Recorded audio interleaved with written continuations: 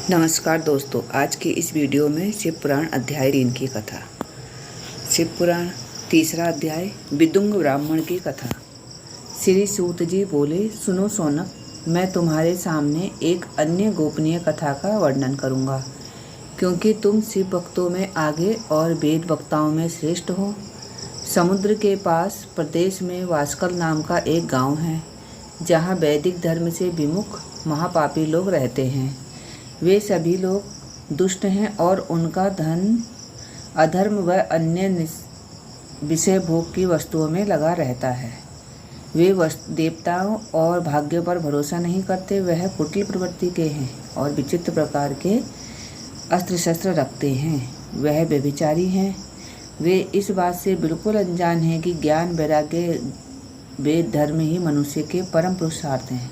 वे सभी पशु बुद्धि के हैं। अन्य समुदाय के लोग भी उन्हीं की तरह बुरे विचार रखने वाले हैं और वह नित्य कुकर्म में लगे रहते हैं एवं सदा विषय भोग में डूबे रहते हैं।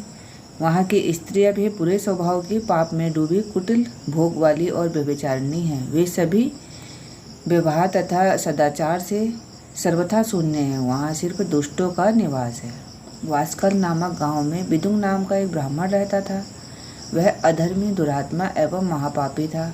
उसकी स्त्री बहुत सुंदर और उसका नाम चंचुला था। वह सदा उत्तम धर्म का पालन करती थी, परंतु विदुंग वैश्यागामी था। इस तरह कुकर्म करते हुए बहुत समय व्यतीत हो गया। उसकी स्त्री काम से पीड़ित होने पर भी सर्वधर्म नाश के भय से कलेश सहकर भी काफ़ी समय तक धर्म भ्रष्ट नहीं हुई, परंतु आगे चलकर वह भी धर्म भ्रष्ट हो गई और अपने दुराचरिपाती के आचरण को प्रभावित होकर वह भी उसी तरह के कर्म करने लगी। उन पति पत्नी का बहुत सा समय व्यर्थ बीत गया। वैसे विदुंग समय के अनुसार मृत्यु को प्राप्त हो नरक में चला गया। बहुत दिनों तक नरक के दुखों को भोगकर वह मूढ़ व्यक्ति पापी विंध्याचल पर्वत पर भयंकर पिशाच हुआ। इधर उस दुराचारी विदुंग के मर जाने पर वह चंचुला नामक स्त्री बहुत समय तक पुत्रों के साथ अपने घर में रहती रही। पति की मृत्यु के बाद वह अपने धर्म से गिरकर पर पुरुषों का संग करने लगी थी। सत्या विपत्ति में भी अपने धर्म का पालन नहीं छोड़ती।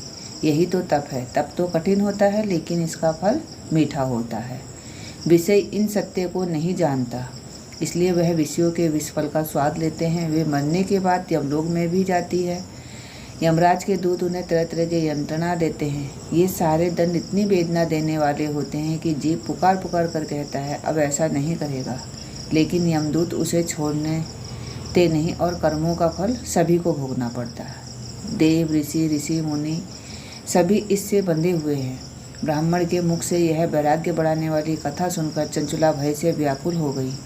कथा समाप्त होने पर सभी लोग वहाँ से चले गए। तब कथा वाचने वाले ब्राह्मण से चंचुला ने कहा, हे ब्राह्मण, धर्म को न जानने के कारण मेरे द्वारा बहुत बड़ा दुराचार हुआ है। स्वामी, मेरे ऊपर कृपा कर मेरा उद्धार कीजिए। आपके प्रवचन को सुनकर मुझे इस संसार से वैराग्य हो गया है। इस मुझ मूढ़ चित्त वाली पापिनी को धिक्कार है। मैं निंदा के योग्य हूँ। मैं बुरे विषयों में फंसकर अपने धर्म से विमुख हो गई थी। कौन कुमार्ग में मन लगाने वाली पापिनी का साथ देगा? जब यमदूत मेरे गले में फंदा डालकर बांध ले जाएंगे और मेरे शरीर के टुकड़े टुकड़े करेंगे, तब मैं कैसे उन महायातनाओं को सहन कर पाऊंगी? इसलिए मैं सब प्रकार से नष्ट हो गई हूँ। इसलिए मेरा उद्धार कीजिए, क्योंकि अभी तक मैं हर तरह के पाप में डूबी रही हूँ। हे ब्राह्मण, आप मेरे गुरु हैं, आप ही मेरे माता पिता हैं। मैं आपके शरण में आई हूँ। मुझ अबला का आप उद्धार कीजिए। सूत जी कहते हैं, सोनक, इस प्रकार विलाप करती हुई चंचुला ब्राह्मण देवता के चरणों में गिर पड़ी। तब ब्राह्मण ने उसे कृपापूर्वक उठाया। आगे की कथा के लिए अध्याय 4 के लिए चैनल को फॉलो करिए, सब्सक्राइब करिए व कमेंट्स में ओम नमः शिवाय लिखिए।